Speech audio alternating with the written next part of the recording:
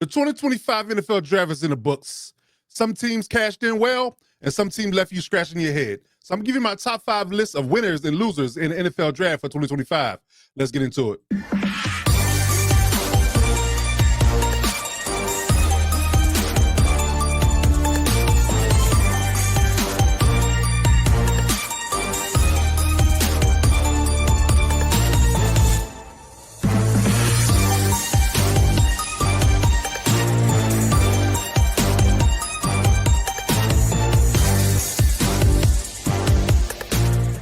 You got to deal with the losers. So, talking about who lost in this draft, starting with the Dolphins, man. I don't know what they were doing.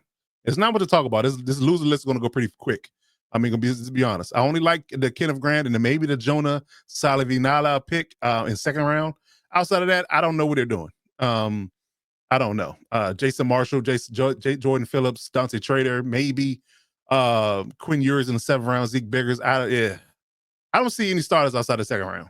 I don't. And they needed a lot of help. They needed 2 linemen for sure. They need 2 D linemen. I think they needed a corner. I'm not sure what Jason Marshall was going to bring to this team at the 5th rounder. I don't like what they did at all. I really don't. They left me desired to be, if I was a Dolphins fan, I would be scratching my head today to understand what they did. So I give them a D.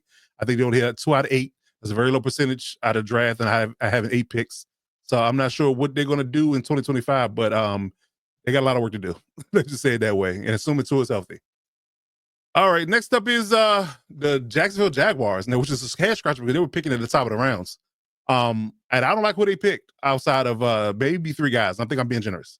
Of course, I love the Travis Hunter pick. At 2, they went at 1, at 2, the 2nd overall pick in round 1. I love that pick. I think it's gonna be good for them. Play good for them day 1. They got Caleb Renshaw in the 3rd round because he traded with a second round pick.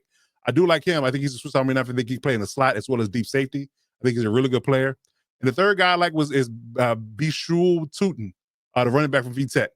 I maybe give an honor mention to Jack Kaiser, but why they keep letting linebackers or D linemen, I don't know.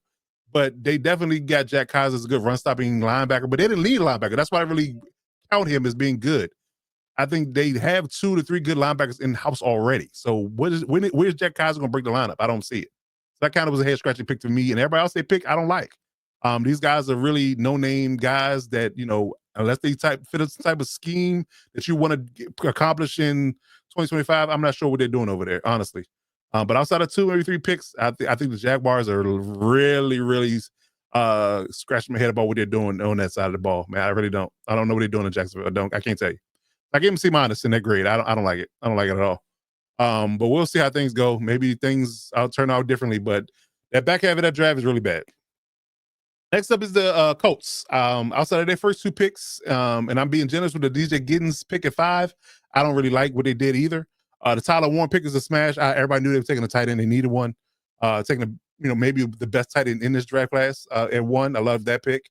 2nd round, they got JT Tumanala. I'm butchering the hell out of that, but edge rusher from Ohio State. I think I like that, but they didn't really need edge rusher in my opinion. They got 3 already, so that kind of made me scratch my head. But he is a good player.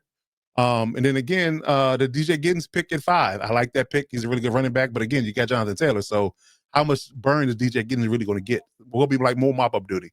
We'll see how things go. But outside of that, I really don't like what they did. Justin Wallen, Jalen Travis, Tim Smith, Hunter, Wolin, Riley Leonard, of all people in the 6th. I don't get it. I really don't like the draft at all. But we'll see how things go. But maybe I'm wrong. But I give him a D. I think the amount of picks they had at 8 picks in the rounds they were picking at, the level they were picking at, there were talent out there to be had, and they didn't go get them.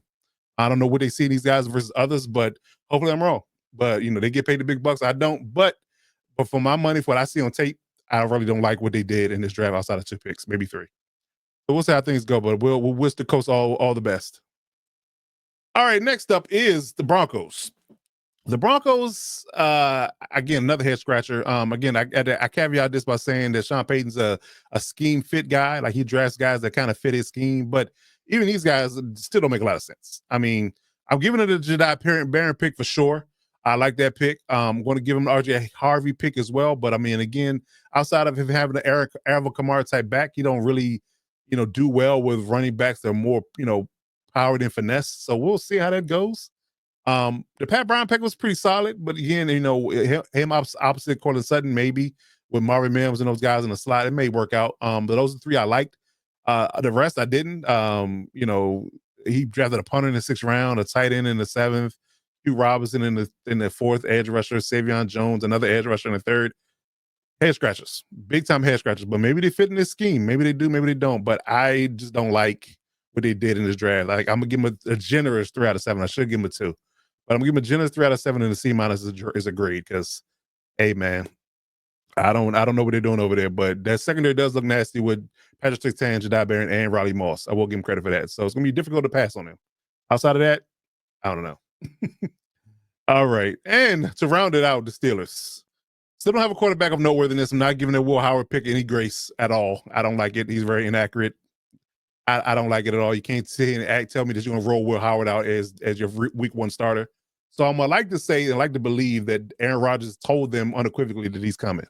Now, if he turns around and swerves you, heel turns on you and say, I'm not coming, I'm retiring, you get what you get. You get what you get. But I will say this, that outside of 2, maybe 3 picks as well, I'm giving grace here.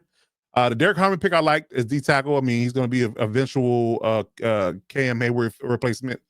Caleb Johnson didn't need another running back to go with Jalen Warren, so I'll give you that, and I'll give you the Jack Sawyer pick at edge. But again, you're just overly abundantly filling up your edge room when you got TJ Watt and the likes of Highsmith and those guys. So why would you draft Jack Sawyer when you have other needs? But especially when you could have had Shador Sanders at 4, even then.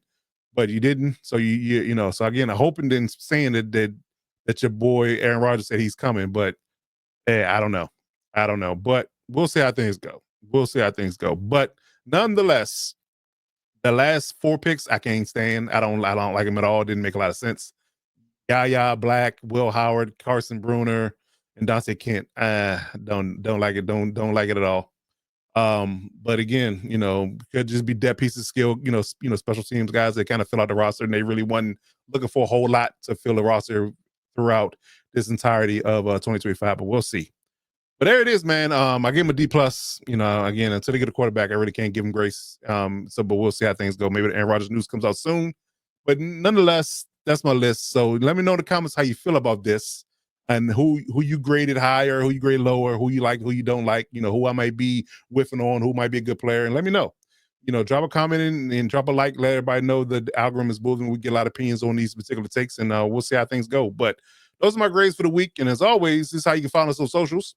Lockdown Defense on Twitter, Lockdown Defense Sports everywhere else, even gmail.com is our email address. So follow us on us. Like I said, hit that subscribe button, follow us on any social medias, and hit us up in DMs if you have any questions. Hit those DMs if you have any questions. And as well, we've been dropping content all week. The boys will be breaking down their squads, individual drafts, giving you their grades and let you know how they feel about their particular drafts and how their teams are drafted in 2025. And we'll get to that, as well as some other things. So as always, man, let everybody know that we're out there by hitting that subscribe button, and we'll be back with another video tomorrow. But in the meantime, between time, I'm Coach Defense. Until we see you again, you always got to remember to step up and lock it down.